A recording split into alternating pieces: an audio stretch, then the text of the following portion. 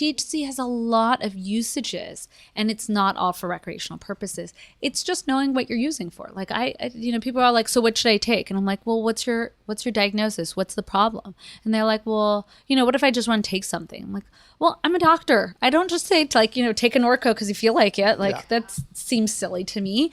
Or, yeah. That's exactly right. It was Xanax Wednesday. We're going to start having it here in the office now. Right. After Cannabis Fridays, we'll have Xanax Wednesdays. Great. So, wonderful.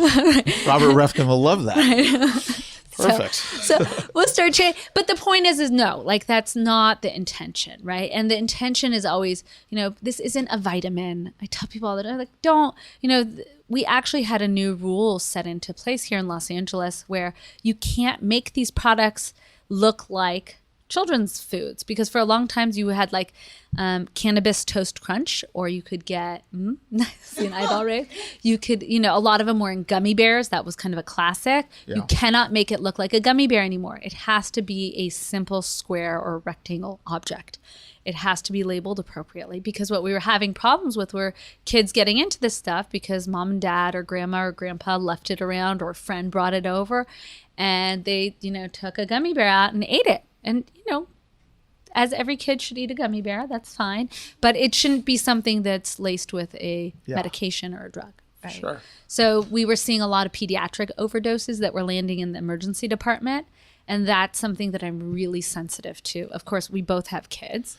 Yeah. And we want to keep them safe. I mean, at the end of the day, Charlotte Figge had a disease that was really severe, and there was a reason and intention for taking this medication. Every kid doesn't need it.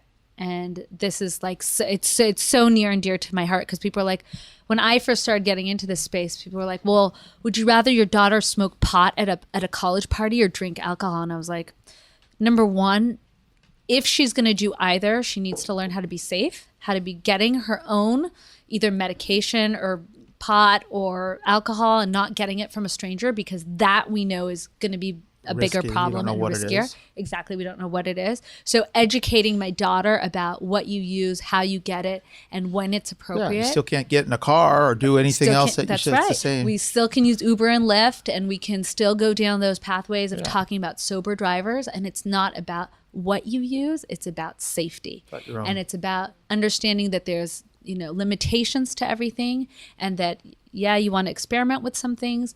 We can understand that. We've all been through that at some point, but doing it in a safe way where you feel good.